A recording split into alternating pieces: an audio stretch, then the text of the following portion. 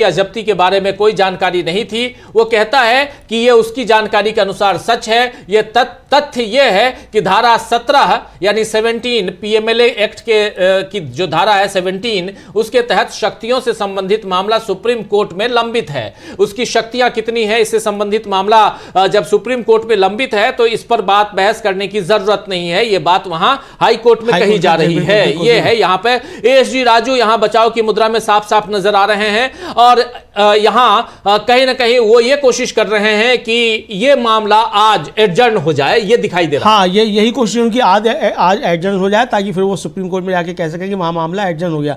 अब यहाँ फंस इसलिए गई है जी राजीव जी, क्योंकि अगर यहाँ हाई कोर्ट से कोई ऑर्डर आ जाएगा तो वहाँ जो उसकी याचिका पड़ी हुई है सुप्रीम कोर्ट में वो बेकार हो जाएगी, फिर उसको नए सिरे से जाकर दायर करना पड़ेगा सुप्रीम कोर्ट में। तो इसलिए ये चाहते हैं कि यहाँ आज सुनवाई ना हो और वहाँ जाकर ये पहुँच जाए, तो इसलिए ये समय लेना चाहते हैं। लेकिन अब चूंकि यहाँ सुनवाई चल रही है तो अगर यहाँ सुनवाई चल रही है तो अब तो वैसे भी फंस जाएंगे सुप्रीम कोर्ट में जाके भी। सुप्रीम कोर्ट कहेगा जब आपकी याचिका वहाँ चल रही है तो फिर आप यहाँ क्यों चले आए हैं, वहीं जाइए हाई कोर्ट। तो यहाँ इसलिए चाहते हैं कि ये मामला हट जाए और सुप्रीम कोर्ट में किसी तरीके से पहुँच जाए तो फिर थोड़ा लंबा खिंच जाए मामला, अभी अपने मकसद में ये कामयाब हो जाए। जी जी बिल्कुल बिल्कुल, ये अपने मकसद में कामयाब होने की बात यहां हो रही है। और पीएमएलए एक्ट की धारा 17 का जिक्र हो रहा है, जिसके बारे में साफ साफ यहां कह रहे हैं कि ये धारा पीएमएलए एक्ट की धारा 17 की जो ताकत है, जो शक्तियां हैं, पावर है, उससे संबंधित मामला अभी सुप्रीम कोर्ट में लंबित है। इसलिए यहां पर इस बारे में बात करने का कोई मतलब नहीं, मकसद नहीं। और इसके बाद एएसजी राजू यही नहीं रुकते हैं, आगे बढ़ते हैं, कहते हैं कि छापेमारी का टीएमसी से कोई संबंध नहीं था,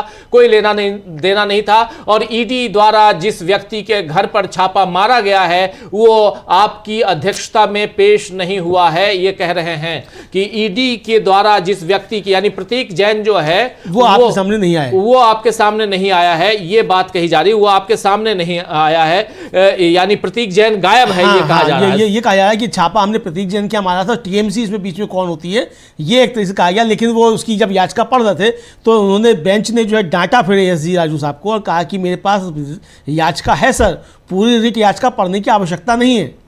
हाँ, फिर यहां पर पूरी याचिका वो पढ़ रहे थे, तब यहां बेंच ने कहा है कि मेरे पास याचिका है महोदय, मेरे पास याचिका है, पूरी रिट याचिका पढ़ने की कोई आवश्यकता नहीं है, हम लोगों के पास है और हमने पढ़ा है। ये बात यहां कही जा रही है।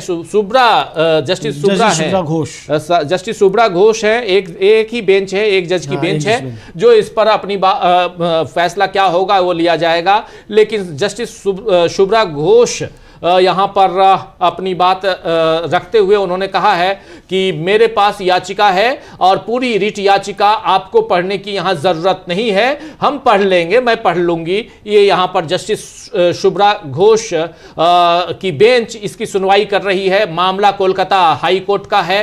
कोलकाता हाई कोर्ट में ईडी ने याचिका लगाई और उस याचिका में ममता बनर्जी की पार्टी टीएमसी को पार्टी बनाया गया है और ममता बनर्जी को भी पार्टी बनाने की यहाँ पर के लिए कहा जा रहा है। और ये भी कहा जा रहा है कि इस पूरे मामले में जो दस्तावेज थे, जो डॉक्यूमेंट थे, वो ईडी ने अपने पास न रखकर ईडी ने जब्ती नहीं की है, बल्कि ममता बनर्जी उसको उठाकर ले गई हैं। और यहाँ की पुलिस जो है वो भी ममता बनर्जी का साथ दे रही है। डीजीपी पर भी भरोसा नहीं कर सकते, ये सारी बात यहाँ पर कही जा रही है। और इसके साथ साथ जो याचिका है वो पढ़ी जा रही है यहाँ अमलेंदु जी। हाँ बिल्कुल, याचिका पढ़ी जा रही है। हालांकि उसमें सफाई दी उन्होंने, एएसजी राजू साहब ने, उन्होंने कहा कि मैं बस यह बता रहा हूँ कि रिट फाइल करते समय एफिडेविट पर जिसने कसम खाई थी उसे इस बात की जानकारी नहीं थी कि क्या हुआ था।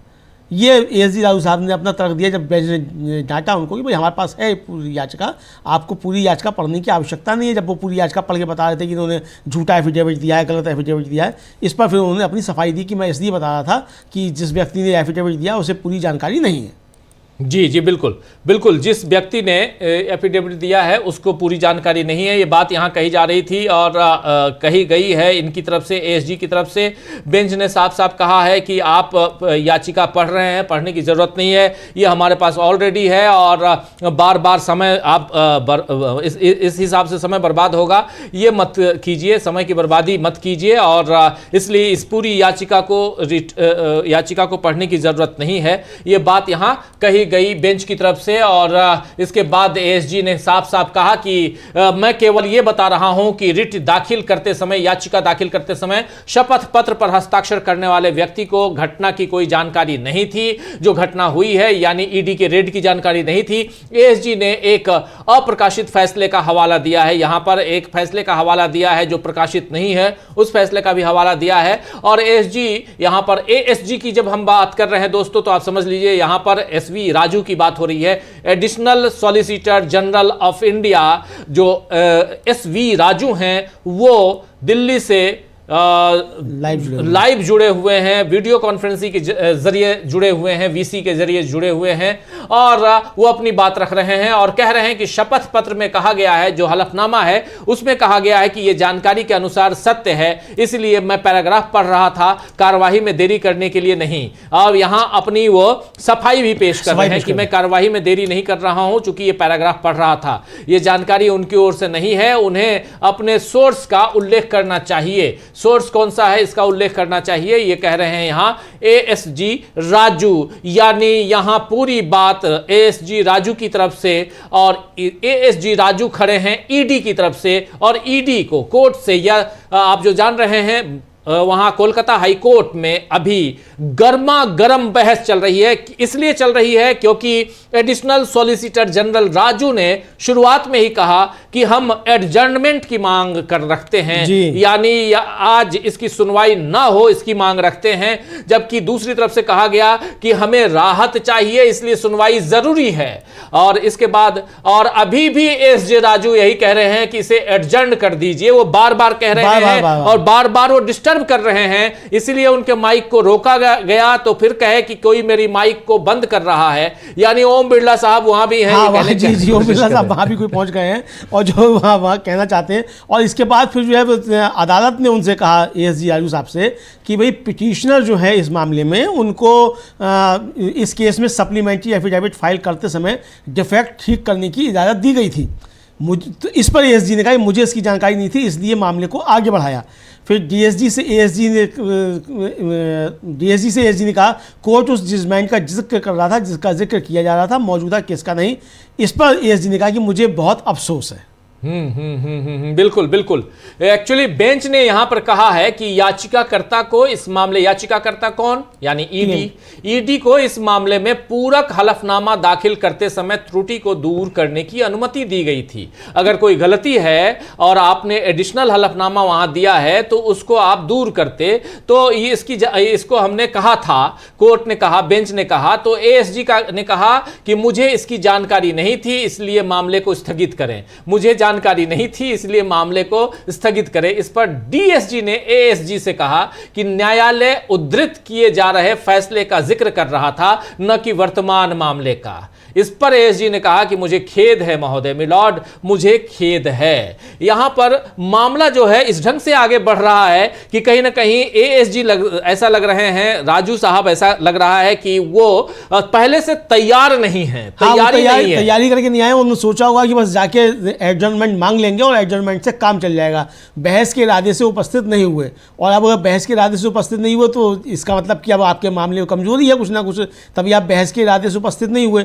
और इसलिए राजीव जी ये समझा जा सकता है कि पिछली सुनवाई पर भी ईडी की तरफ से ही कोई ना कोई कोताही बरती गई होगी ताकि मामला यहाँ से आगे के लिए बढ़ जाया जाए और दिल्ली में मामला ये हो। तो यहाँ एएसजी जो है वो एक तरीके से कहा जाए, ईडी जो है वो पूरी तरीके से फंसती हुई यहाँ नज़र आ रही है, चूँकि कोर्ट जो है मतलब माननीय उच्च न्यायालय जो है वो बार बार सवाल कर रहा है और एएसजी साहब को ठीक कर रहा है, करेक्ट कर रहा है कि मिस्टर ऐसा नहीं है ऐसा है, ये बताते हुए उनको ठीक किया जा रहा है। उस पर वो बार बार माफ़ी भी मांग रहे हैं एएसजी राजू। जी बिल्कुल बिल्कुल। एएसजी राजू कह रहे हैं आई एम सॉरी, मुझे जानकारी नहीं थी, ये बार बार कह रहे हैं एएसजी राजू। और चूंकि ये सही है कि उनकी तैयारी नहीं थी, तभी तो ये सब यहाँ पर दिखाई दे रहा है, ये साफ सामने जो मामला है वो आ रहा है। लेकिन यहाँ पर केस में बहुत मजेदार तथ्य यहां जुड़ रहे हैं और जिसमें बार बार जितने तथ्य और जहां भी यहां पर एएसजी राजू फंसते हुए दिखाई देते हैं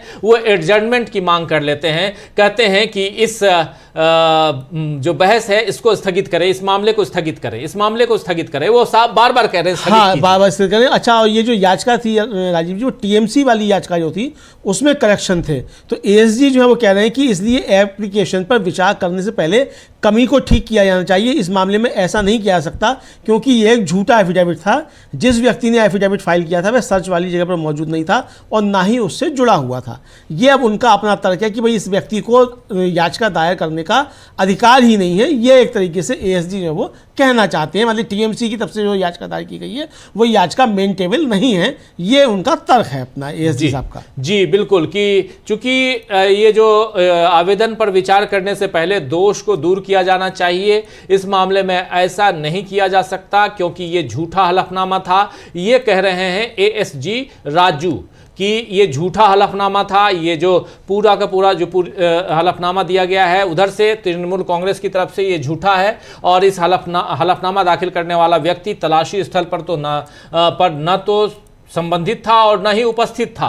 यानी तलाशी स्थल पर जिसने हलफनामा दिया है उसका तलाशी स्थल से कोई लेना देना नहीं है। जहां तलाशी ईडी ने की उससे न ही उस दफ्तर से, आईपैक के दफ्तर से, और न ही प्रतीक जैन के घर से, इन दोनों से कोई लेना देना नहीं है और ऐसे में इसका हलफनामा ठीक नहीं है। ये एएसजी राजू कह रहे हैं। तो इस पर जो है कहा कि उसका सर्च से कोई लेना, इस पर कोर्ट ने कहा उनसे, एएसजी से, कि भाई उसने ऐसा कभी नहीं कहा, यानी याचिकाकर्ता जो है उसने ऐसा कभी नहीं कहा। तो इस पर बोले एएसजी इसीलिए इस व्यक्ति के पास कोई जानकारी नहीं है, मैं मजबूर हूँ। याचिका कैसे सुनवाई योग्य हो सकती है? उस व्यक्ति को जानकारी होनी चाहिए और वह बातों की कसम खा सकता है। उसने अपने सोर्स के बारे में नहीं बताया, इसलिए याचिका सुनवाई योग्य नहीं हो सकती। यानी अब वो इस पर आ गए कि याचिका जो है इस पर सुनवाई ना हो। ये इनका अपना कुल मिलाकर दलील जो है ये आ रही है एएसजी राजू की तरफ से। राजीव जी बिल्कुल बिल्कुल बिल्कुल, यही कहा जा रहा है कि किसी भी तरह इस ये जो पूरा का पूरा मामला है और जिस केस को यहाँ लगाया गया है, दर्ज कराया गया है इनकी तरफ से, यानी टीएमसी की तरफ से, वो यहाँ पर उस केस पर सुनवाई ना हो, इनकी याचिका को खारिज कर दिया जाए। कुल जमा यही है कि इनकी याचिका जो टीएमसी की तरफ से इनके विरोध में याचिका लगी है, ईडी की तरफ से के विरोध में जो याचिका लगी है उसको खारिज कर दिया जाए। उसका तलाशी से कोई संबंध नहीं है। जिसने हलफनामा दिया है उसका तलाशी से, यहां एएसजी कह रहे हैं कि उसका तलाशी से कोई संबंध नहीं है। तो इस पर अदालत कह रहा है कि उसने ऐसा कभी नहीं कहा। इस हलफनामा में जिसने हलफनामा लगाया है उसने ऐसा कभी नहीं कहा कि हमारा तलाशी से कोई संबंध है। ये यहां अदालत ने कहा है। इस पर एएसजी का कहना है कि इसीलिए उस व्यक्ति के पास कोई जानकारी नहीं है और मैं बाध्य हूं, याचिका कैसे स्वीकार हो सकती है। सबसे बड़ी चीज है कि यहां पर राजू बार बार कह रहे हैं कि ईडी की तरफ से जो खड़े हैं वो कह रहे हैं कि याचिका को आप स्वीकार मत कीजिए। तृणमूल कांग्रेस की ने जो याचिका लगाई है इसको आप स्वीकार मत कीजिए। इसको कैसे स्वीकार करेंगे? जिसने इस हलफनामे पर सिग्नेचर किया है वो वहां मौजूद नहीं था, उसका इस पार्टी से कोई लेना देना नहीं है, इस केस से कोई लेना देना नहीं है, इसलिए इस याचिका को आप कैसे स्वीकार करेंगे, ये बार बार कह रहे हैं और इसीलिए वो एडजर्नमेंट मांग रहे हैं। उस व्यक्ति को जानकारी होनी चाहिए और वो तथ्यों की पुष्टि कर सकता है। उसने अपने स्रोत का भी उल्लेख नहीं किया है। ये सारी बातें वहां कही जा रही है याचिका के संबंध में राजू की तरफ से और इसीलिए याचिका को स्वीकार नहीं करना चाहिए, ये कहा जा रहा है।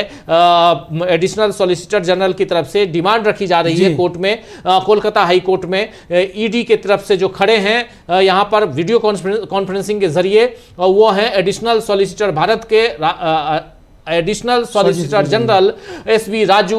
और एसवी राजू यहां पर पुरजोर कोशिश कर रहे हैं कि ममता बनर्जी की तरफ से, टीएमसी की तरफ से, उनकी पार्टी की तरफ से जो याचिका लगी हुई है उस याचिका को यहां स्वीकार न करे कोर्ट। हाँ। एक जज की बेंच है, शुभ्रा घोष की बेंच है और वो सुनवाई कर रही हैं और बार बार डिस्टर्ब करने की कोशिश कर रहे हैं यहां एसवी राजू और उनको डांटा भी है, फिर डांटा है जस्टिस घोष ने। और उन्होंने कहा कि जब ये कहा कि ये याचिका सुनवाई योग्य नहीं हो सकती, अगर उनके पास सेकेंड हैंड जानकारी है तो उन्हें सोर्स बताना होगा। उन्हें कैसे पता चला कि डॉक्यूमेंट्स जब्त किए गए थे, एएसजी राजू ने कहा।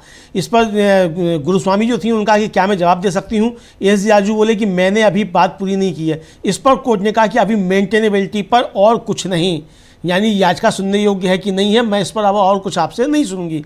एएसजी ने कहा कि मैं अभी भी अपनी बात कर रहा हूं, कृपया पीएमएलए की धारा 17 देखें। कोर्ट ने कहा कि मैं अभी सुन ही नहीं रही हूं, आप पीएमएलए 17 की बात कर रहे हैं, क्या कर रहे हैं, मेंटेनेबिलिटी भी कर ही नहीं। एएसजी बोले कि मेरी बात अभी खत्म नहीं हुई है। कोर्ट ने फिर कहा कि अब मैं मेंटेनेबिलिटी पर दूसरी तरफ की बात सुनूंगी, यानी अब मैं याचिकाकर्ता टीएमसी जो उसकी बात सुनूंगी। एएसजी बोले अगर आप मुझे सुनना नहीं चाहती तो कोर्ट ने कहा कि कृपया अपनी बात सीमित रखें, शांत हो जाइए, यानी अब आपकी बात पूरी हो चुकी है। एक तरीके से ये डपट दिया कोर्ट ने एएसजी राजू साहब को। जी जी बिल्कुल बिल्कुल बिल्कुल, शांत करने के लिए डपटा यहां पर एएसजी राजू साहब को। इसके बाद इन्होंने, न्यायालय ने यह भी कहा कि क्या अभी सुनवाई की वैधता पर कुछ और कहना है आपको, आप कह दीजिए। एएसजी राजू ने कहा कि मैं अभी भी अपनी बात रख रहा हूं, कृपया पीएमएलए की धारा 17 को देखें। इस पर कोर्ट ने कहा कि मैं अभी वह नहीं सुन रही हूं, मैं अभी पीएमएलए की धारा 17 नहीं सुन रही हूं, उसकी बात ही नहीं हो रही है। इस पर एएसजी ने कहा कि मेरी बात अभी खत्म नहीं हुई है। इस पर अदालत ने कहा, राजू ने कहा मेरी बात अभी खत्म नहीं हुई है। अदालत ने कहा मैं सुनवाई की वैधता पर दूसरे पक्ष की बात सुनूंगी। और इसके बाद एएसजी कह रहे हैं अगर आप मेरी बात नहीं सुनना चाहती तो इस पर न्यायालय ने कहा कृपया अपनी दलीलें यहीं तक सीमित रखें, यहां पर नहीं अगर मगर मत कीजिए, दलीलें अपनी वहीं तक सीमित रखिए, दलील दीजिए, बात खत्म कीजिए। डपट कर डांटते हुए कोर्ट ने इनको, एएसजी राजू को कहा है कि आप यहां हद मत बढ़िए, हद से ज्यादा बढ़ने की कोशिश मत कीजिए, क्योंकि यहां ईडी की तरफ से खड़े वकील, देश के additional solicitor general S V Raju कहीं ना कहीं प्रभावित करने की कोशिश कर रहे हैं। कोर्ट को यह साफ दिखाई दे रहा है, दबाव डालने की कोशिश कर रहे हैं, धमकाने की कोशिश कर रहे हैं ईडी की तरफ से। जैसे ईडी धमकाती रहती है वैसे ही उसके वकील भी, और देश के एडिशनल सॉलिसिटर जनरल है। और तीसरी सबसे बड़ी बात की जो जज बैठी हुई है वो महिला है शुभ्रा घोष, उनको धमकाने की कोशिश कर रहे हैं यहां पर एडिशनल सॉलिसिटर जनरल राजू। और इसीलिए शुभ्रा घोष, जस्टिस शुभ्रा घोष ने कहा है कि कृपया अपनी दलीलों तक ही सीमित रहें, अपने आप को दलीलें जो है आपकी हैं वहीं तक सीमित रखें, आगे बढ़ने की कोशिश ना करें। जो नहीं कही गई हैं वहां अंडरलाइंड है, यह समझने की जरूरत है। अमलेंदु जी बिल्कुल बिल्कुल, कोर्ट ने कहा कि कृपया अपनी बात अब सीमित रखें। कोर्ट ने कहा कि मुझे माफ करें, आप अपनी बात बार बार दोहरा रहे हैं। तो एएसजी बोले याचिका साफ नहीं, इसे खारिज किया जाना चाहिए, जब्त करने की शक्ति धारा 17 पीएमएलए से मिलती है। कोर्ट ने कहा कि अब कृपया ये दलीलें कतई ना दें, डांटते हुए कहा। एएसजी ने कहा कि आप रिकॉर्ड कर सकते हैं कि आप मुझे बहस नहीं करने दे रहे हैं, मुझे अपनी हदें पता हैं, अगर आप शुरू में ही रोकना चाहते हैं तो मैं झुक जाऊंगा। एएसजी बोले कि मैं आपको पीएमएलए की धारा 17 के तहत ईडी की शक्तियों के बारे में बताऊंगा और इसकी जांच एसटी कर रहा है। कोर्ट ने कहा कि आप बेवजह समय बर्बाद कर रहे हैं, कृपया ऐसा ना करें, हम यहाँ धारा 17 पर बात ही नहीं कर रहे हैं। धारा 17 की बात सुप्रीम कोर्ट में करनी है, वहाँ आगे कीजिएगा एक तरीके से। और हमें पता है कि सुप्रीम कोर्ट इस मामले को देख रहा है, हमें मालूम है, तो इसलिए आप हमको ये बताने की कोशिश ना कीजिए कि धारा 17 के तहत जो आपको क्या शक्तियाँ प्राप्त हैं और क्या नहीं, हमें मालूम है सुप्रीम कोर्ट इस मामले को देख रहा है, आप समय जो है बर्बाद मत कीजिए। ये एक तरीके से डपट दिया जस्टिस घोष ने एएसजी राजू को। जी बिल्कुल, एएसजी राजू को यहां जस्टिस घोष ने डपट दिया है और डांटा है और कह रहा है, यहां कोर्ट का कहना है, जस्टिस शुभ्रा घोष का कहना है कि मुझे खेद है, आप अपनी बात दोहरा रहे हैं, आप रिपीट कर रहे हैं अपनी बात को एएसजी मिस्टर राजू। तब यहां पर एएसजी राजू कह रहे हैं कि याचिका अस्पष्ट है, इसे खारिज किया जाना चाहिए, जब्ती की शक्ति पीएमएलए की धारा 17 से प्राप्त होती है। यहां पर मतलब जो याचिका लगाई गई है ममता बनर्जी की पार्टी की तरफ से, टीएमसी की तरफ से, उस याचिका को कह रहे हैं कि यह याचिका क्लियर नहीं है, अस्पष्ट है, इसमें लिखी गई बातें सही नहीं हैं और इसीलिए इसे खारिज किया जाना चाहिए। यह डिमांड है ईडी की तरफ से पेश राजू की, यानी एडिशनल सॉलिसिटर जनरल राजू की। और इस डिमांड में साफ साफ ये कह रहे हैं कि किसी चीज को जब्त करने की जो शक्ति है, ताकत है, पावर है, वो पीएमएलए की prevention of money laundering act, prevention of money laundering act की धारा 17 से ये जब्ती की शक्ति मिलती है हमें, इसलिए हमने जब्त करने की कोशिश की और इसीलिए यहां पर याचिका जो है इनकी खारिज करनी चाहिए। तो यहां पर फिर कोर्ट ने कहा कृपया अभी ये दलीलें न दें, अभी आप ये दलीलें मत दीजिए, हम यहां पर धारा 17 की बात नहीं कर रहे हैं, उस पर सुनवाई नहीं कर रहे हैं। इस पर एएसजी ने कहा कि कृपया ये दर्ज कर लें कि आप मुझे बहस नहीं करने दे रहे हैं। अब ये कह रहे हैं कि इसको दर्ज कीजिए, एएसजी राजू कह रहे हैं। मैं अपनी सीमाएं जानता हूं, अगर आप मुझे शुरू में ही रोकना चाहते हैं तो मैं झुक जाऊंगा। यहां पर कहा गया है साफ साफ राजू की तरफ से। तो एएसजी ने फिर कहा, मैं आपको पीएमएलए की धारा 17 के तहत ईडी की शक्तियों के बारे में बताऊंगा और इसकी जांच सुप्रीम कोर्ट में हो रही है। न्यायालय ने कहा कि आप समय बर्बाद कर रहे हैं, कृपया ऐसा न करें। हम यहां धारा 17 पर विचार नहीं कर रहे हैं, यहां धारा 17 की बात नहीं कर रहे हैं। हम जानते हैं कि सुप्रीम कोर्ट इस मुद्दे पर विचार कर रहा है। वहां पर कोलकाता हाई कोर्ट की सिंगल जज की बेंच जस्टिस शुभ्रा घोष ने साफ साफ कहा कि आप हमारे समय को बर्बाद मत कीजिए। पीएमएलए की धारा, पीएमएलए एक्ट धारा 17 यानी ये जो धारा 17 है उसकी सुनवाई हम यहां नहीं कर रहे हैं। उसकी शक्तियों की सुनवाई, उस पर बहस सुप्रीम कोर्ट में चल रही है, वहीं करने दीजिए, आप वहीं कीजिए, लेकिन यहां हम इस पर बात नहीं करेंगे। और जस्टिस शुभ्रा घोष अपनी बात और साफ साफ कहते हुए, फटकारते हुए कि आप समय मत, कोर्ट का समय, अदालत का समय बर्बाद मत कीजिए मिस्टर राजू, यह कहा जा रहा है कोर्ट की तरफ से। और लेकिन राजू जो है वो चाह रहे हैं कि किसी भी तरह दो बातें हो जाए। पहली बात कि इनकी याचिका, यानी जो याचिका लगाई गई है ममता बनर्जी की पार्टी की तरफ से, उस याचिका को कोर्ट खारिज कर दे। और दूसरी बात यहां पर यह है कि कहीं ना कहीं धारा 17 पर हम जिक्र छेड़ दें। यहां पर जैसे यहां होता है सेमिनार की तरह जैसे सुप्रीम कोर्ट में हो रहा है, चाहे एसआईआर का मामला हो या और मामले हो, उसी तरह यहां भी करने की कोशिश हो रही है। और एएसजी राजू उसमें महारत हासिल किए हुए हैं। आप याद कीजिए कि एएसजी राजू ही लड़ रहे थे, ईवीएम के मामले में भी सरकार का पक्ष रख रहे थे, इलेक्शन कमीशन ऑफ इंडिया का पक्ष रख रहे थे, और इलेक्टोरल बॉन्ड के मामले में भी इन्होंने रखा था। और इनके जो बॉस हैं वो तुषार मेहता हैं, solicitor general of India. Solicitor general of India जब उपलब्ध नहीं होते हैं तो additional general of India, additional solicitor general India खड़े होते हैं, और वो हैं मिस्टर राजू। वो यहां पर खड़े हैं और कह रहे हैं कि मैं आपको पीएमएलए की धारा, पीएमएलए एक्ट की धारा 17 के तहत ईडी की शक्तियों के बारे में बताऊंगा और इसकी जांच सुप्रीम कोर्ट में हो रही है। तो इसीलिए यहां पर कोर्ट ने कहा है, अदालत ने कहा है कि चूंकि उसकी जांच सुप्रीम कोर्ट में हो रही है, इसलिए उसको सुप्रीम कोर्ट तक ही सीमित रखिए। यहां पर हम बात कर रहे हैं ईडी की शक्तियों की बात नहीं कर रहे हैं, जो घटना घटी है उसकी बात हो रही है। और ईडी जिस घटना को लेकर वहां पर, सबसे आश्चर्यजनक बात यह है अमलेंदु जी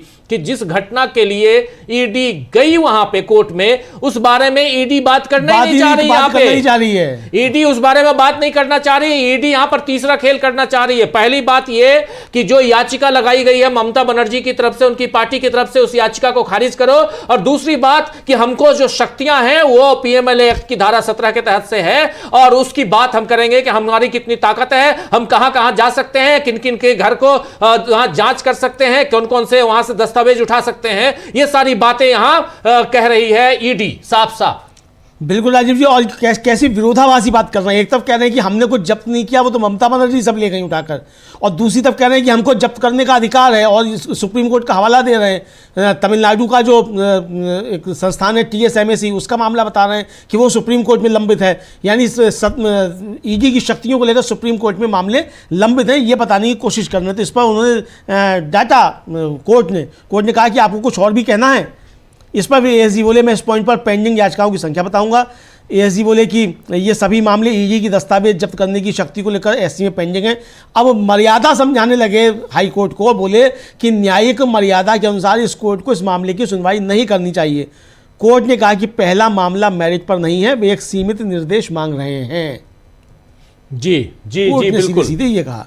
बिल्कुल, यहां पर एएसजी कह रहे हैं कि दो तर्क दिए गए हैं। पहला तर्क कि ईडी की जब्ती शक्तियों पर, और दूसरा संवेदनशील दस्तावेजों की जब्ती पर। यानी कि जब्ती की शक्ति, ईडी के पास किसी भी चीज को, किसी दस्तावेज को जब्त करने की शक्ति कितनी है, पावर कितना है, ताकत कितनी है। और दूसरा है कि वहां संवेदनशील दस्तावेज थे, उसकी जब्ती आखिर ईडी ने क्यों की। और दोनों मामले सुप्रीम कोर्ट में लंबित हैं, ये इनका कहना है। एडिशनल सॉलिसिटर जनरल राजू का, उस पर अदालत का कहना है कि उन्होंने केवल कथित राजनीतिक डेटा के संरक्षण की मांग की है। उन्होंने कहा है, यानी यहां पर ममता बनर्जी की पार्टी ने कहा है कि हमारी जो पॉलिटिकल डाटा है उसका कंजर्वेशन हो, उसका संरक्षण हो, यह बात यहां कही जा रही है कोर्ट की तरफ से कि उनकी याचिका में इसके संरक्षण की बात हुई है और यह संरक्षण को लेकर ही यहां पर इनकी याचिका आई है। इस पर solicitor general additional solicitor general S V Raju ने कहा कि अगर कोई डाटा जब्त ही नहीं हुआ है तो मैं उसे कैसे रख सकता हूं, इनका कहना है। यह अपने आप को बिल्कुल बेचारगी जाहिर करते हुए कि हमने कोई डाटा जब्त ही नहीं किया है तो कैसे रख सकते हैं हम, इसलिए याचिका स्पष्ट है, अस्पष्ट है और सुनवाई योग्य नहीं है। ये बार बार कह रहे हैं एडिशनल सॉलिसिटर जनरल। इनका कहना है कि ईडी ने कोई भी दस्तावेज जब्त नहीं किया है, और जब जब्त नहीं किया तो उतने सारे डेटा आप लेके कैसे चले गए। ईडी ने कुछ भी नहीं लिया है, ममता बनर्जी डेटा ले गई, हमारे पास कुछ भी नहीं है, मेरा बयान दर्ज किया जाए। यानी यहां गिड़गिड़ा रहे हैं एडिशनल सॉलिसिटर जनरल, कह रहे हैं बार बार कि इन्होंने कुछ नहीं किया। फिर कोर्ट का कहना है कि कुछ और कहना है, आपको और कुछ कहना चाहते हैं। तब एएसजी ने कहा, मैं इस मुद्दे पर लंबित याचिकाओं की संख्या बताऊंगा। एएसजी ने रिट याचिकाएं पढ़कर सुनाई, यहां पर रिट याचिकाएं पढ़ के सुनाई। एएसजी राजू यहां पर ये सभी कह रहे हैं कि ये सभी मामले ईडी की दस्तावेज जब्त करने की शक्तियों से संबंधित सुप्रीम कोर्ट में लंबित हैं। जितनी रिट याचिकाएं हैं ये सब वहां लंबित हैं। न्यायिक औचित्य के लिए ये न्यायालय इस मामले की सुनवाई न करे, यहां पर कहा जा रहा है। इसके बाद फिर न्यायालय का गुस्सा सामने आता है और न्यायालय का कहना है कि पहला मामला अब गुण और दोष के आधार पर नहीं है, वो सीमित निर्देश की मांग कर रहे हैं। ये गुण दोष के आधार पर बात नहीं हो रही है, यहां सीमित निर्देश की मांग हो रही है। इस बात को समझने की कोशिश कीजिए, यह कहा जा रहा है अमलेंदु जी। बिल्कुल बिल्कुल राजीव, यही कहा जा रहा है कि ये सीमित गुण दोष पे इसको मामले की समझने की आप कोशिश कीजिए। और ये मामला जो है वो अलग है, आपका मामला अलग है। हम धारा 17 पे चर्चा नहीं कर रहे हैं, हमें मालूम है वो सुप्रीम कोर्ट में है, उस पर आपकी शक्तियों पे हम बात नहीं कर रहे हैं।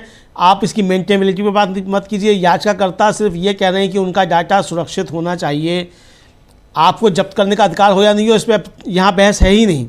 ये साफ तौर पर अदालत ने एएसजी राजू साहब को बता दिया कि आप जो कह रहे हैं इसका यहाँ कोई लेना देना नहीं है, और ये बिल्कुल दूसरी तरीके का मसला है। और इस पर बाद में जो है उन्होंने फटकार लगाई उन्होंने कि ये एक तो ये कहा कि एएसजी राजू ने कि भाई जब तक ये मामला सुप्रीम कोर्ट में पेंडिंग है तब तक इस मामले को टाल देना चाहिए जब तक कि उन मामलों पर फैसला नहीं आया था। यानी जो धारा 17 को लेकर मामले हैं उन पर टाल दिया जाए, यानी 10-20 साल के लिए मामला टल जाए, एक तरीके से ये कहा जाए। फिर एएसजी ने कहा कि मैं मेंटेनेबिलिटी पर एक एफिडेविट फाइल करना चाहता हूं, उसके बाद आप दूसरी पार्टी की बात सुन सकते हैं। बेंच ने कहा कि इन सभी मुद्दों के साथ एफिडेविट लेकर वापस आइए। डॉक्टर गोस्वामी ने फिर इसमें कहा कि मुझे 2 मिनट दीजिए, मिस्टर राजू का बयान रिकॉर्ड किया जा सकता है, ईडी ने कुछ भी जब्त नहीं किया है। यानी अब यहाँ ईडी फंसती है कि ईडी ने कुछ भी जब्त नहीं किया है, इसको रिकॉर्ड पर लिया जाए पहले तो कि ईडी ने जो है कुछ जब्त नहीं किया है, ये यहाँ पे कह रहे हैं।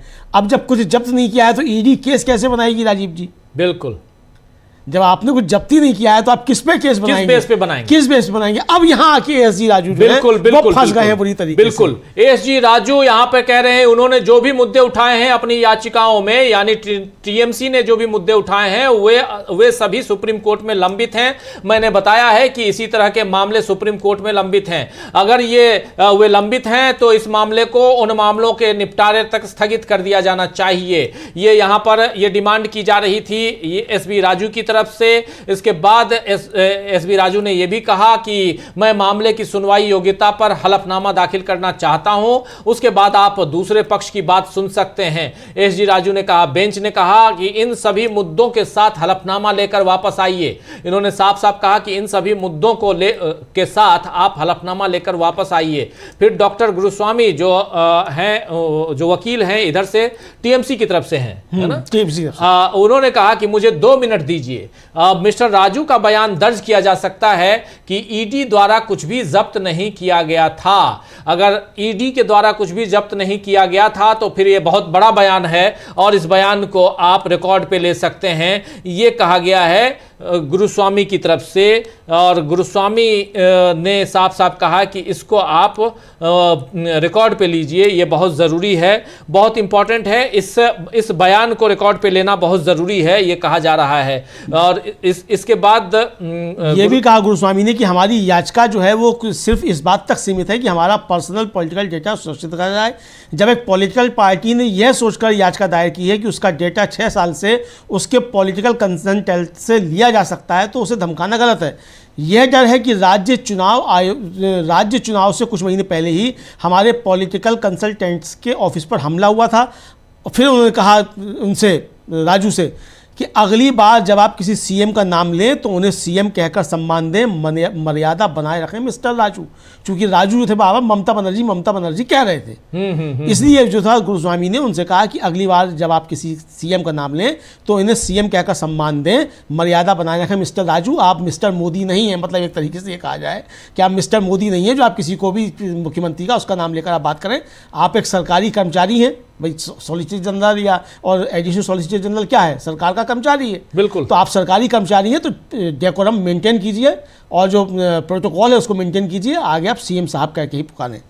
बिल्कुल बिल्कुल बिल्कुल। यहाँ पर जो वकील हैं गुरुस्वामी, उन्होंने साफ साफ कहा है कि हमारी याचिका केवल, ये वकील इधर से हैं, टीएमसी की तरफ से हैं, उन्होंने साफ साफ कहा है कि हमारी याचिका जो है वो केवल इस बात तक सीमित है कि हमारे व्यक्तिगत राजनीतिक डेटा की सुरक्षा की जाए।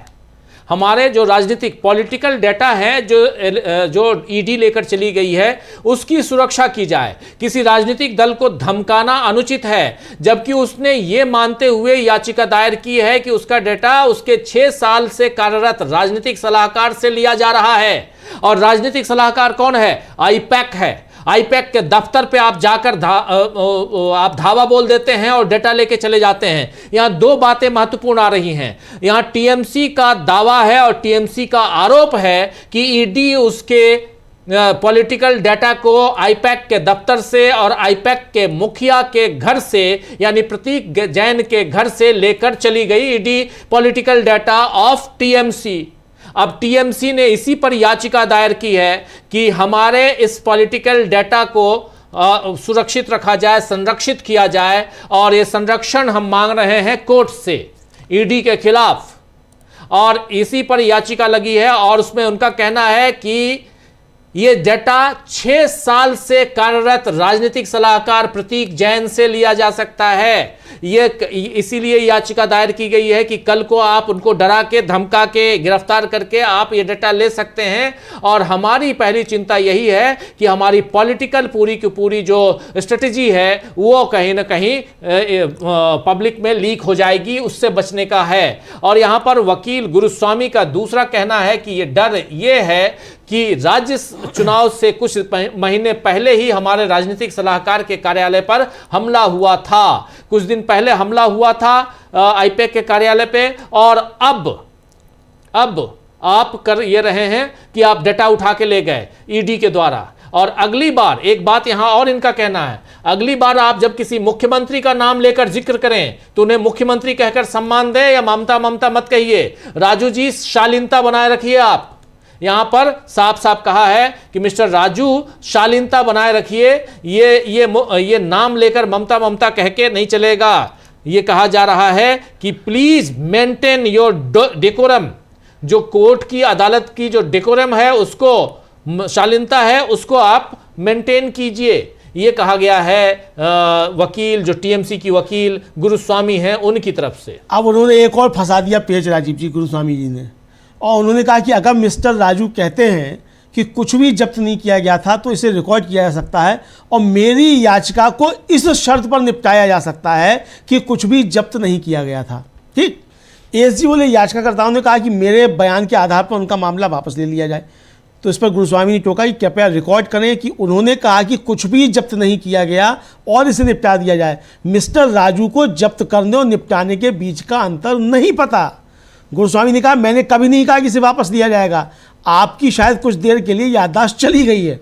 ये कहा। राजू ने कहा तो इसे निपटा दिया जाए, मुझे कोई आपत्ति नहीं है। यानी अब ये ईडी कहने को तैयार है कि हमने कुछ बरामद नहीं किया, ये कहने को तैयार आ गए हैं। यानी कुछ भी जब्त इन्होंने नहीं किया तो छापा काहे को डाला था भैया? सुबह सुबह पहुंच गए थे 6 बजे। और साहब मजेदार बात है कि फिर आप किस बेस पे सुप्रीम हाँ, कोर्ट सुप्रीम गए कोर्ट हैं? गए हैं फिर किस बेस पे सुप्रीम कोर्ट? आप यहाँ कह रहे हैं डॉक्टर गुरुस्वामी को कि हमने कुछ जब्त नहीं किया है, अदालत में, भरी अदालत में आप कह रहे हैं कि हमने कुछ भी जब्त नहीं किया है, तो फिर आप सुप्रीम कोर्ट किस लिए गए हैं? प्रोटेक्शन मांगने गए हैं? ईडी प्रोटेक्शन मांगने गई है। ईडी ने साफ साफ सुप्रीम कोर्ट में यह भी कहा है कि ममता बनर्जी के खिलाफ एफआईआर दर्ज की जाए, और वहां के पुलिस अधिकारियों के खिलाफ भी एफआईआर दर्ज करने की मांग की गई है ईडी की तरफ से। ये सारी चीजें तो हैं, लेकिन उसके अलावा बहुत सारी ऐसी बातें हैं जिसके दम पर आप गए हैं सुप्रीम कोर्ट में, और एक तरफ ये, और दूसरी तरफ आप कह रहे हैं कि हमने कुछ भी जब्त नहीं किया। अगर कुछ भी जब्त नहीं किया है, कुछ भी वहां से कलेक्ट करके उठाकर हम नहीं लाए हैं, तो फिर आप क्यों इतना पीछे लगे हुए हैं? आखिर क्या कारण है? यहां पर एक्चुअली ये साबित करना, ईडी साबित करना चाहती है कि जितने सामान हैं, जितने दस्तावेज हैं, ये ऑलरेडी ममता बनर्जी उठा के लेके चली गई हैं। हाँ, ये साबित करने की कोशिश हो रही है। लेकिन जब ममता बनर्जी उठा के लेके चली गई और आपने कुछ नहीं किया, तो फिर आप बाद में मीडिया के जरिए जो लीक करने की कोशिश करेंगे, जो कहा गया था कि मीडिया के जरिए ये लीक करते हैं, लीक करने की खबरें लीक कर करके जो बताते रहते हैं कि ये नहीं वो नहीं वो, यहां से ये हो रहा है, ईडी ने इनका ये दस्तावेज, ईडी के यहां से ये खबर आई है, वो जो चलता है ये ना हो, इसलिए यहां पर बुरी तरह फंसा हुआ ईडी दिखाई दे रहा है। बिल्कुल बुरी तरह ईडी फंसी हुई दिखाई दे रही है, बुरी तरीके से। और अब जो ये भी कहा एसजी ने कहा कि मैंने कहा है कि कुछ भी जब्त नहीं किया गया और इसलिए उनकी याचिका खारिज की जा सकती है, कुछ भी जब्त नहीं किया गया है, जो कुछ भी लिया गया था मैं ममता बनर्जी ले गई थी। कोर्ट ने कहा कि पंचनामा में भी लिखा है कि कुछ जब्त नहीं किया गया था। अब कोर्ट जो है राजीव जी वो आदेश सुना रहा है, और आदेश के सुनाते समय जो कहा जा रहा है वो कहा जा रहा है कि याचिकाकर्ता की एकमात्र प्रार्थना राजनीतिक गोपनीय डेटा को सुरक्षित रखना और उसे लीक होने से बचाने की है। अब आगे देखते हैं क्या आता है आदेश में राजीव जी। जी जी तो बस दिल थाम के बैठिए, अब ऑर्डर लिखा जा रहा है। आज इस पर सुनवाई हुई और सुनवाई के बाद अब ऑर्डर की बारी है। ऑर्डर कुछ लिखा जा रहा है, ऑर्डर हम आप तक पहुंचाते हैं। जैसे ही ऑर्डर की भी बातें आती हैं, हम तक पहुंचती हैं, हम आप तक पहुंचाएंगे।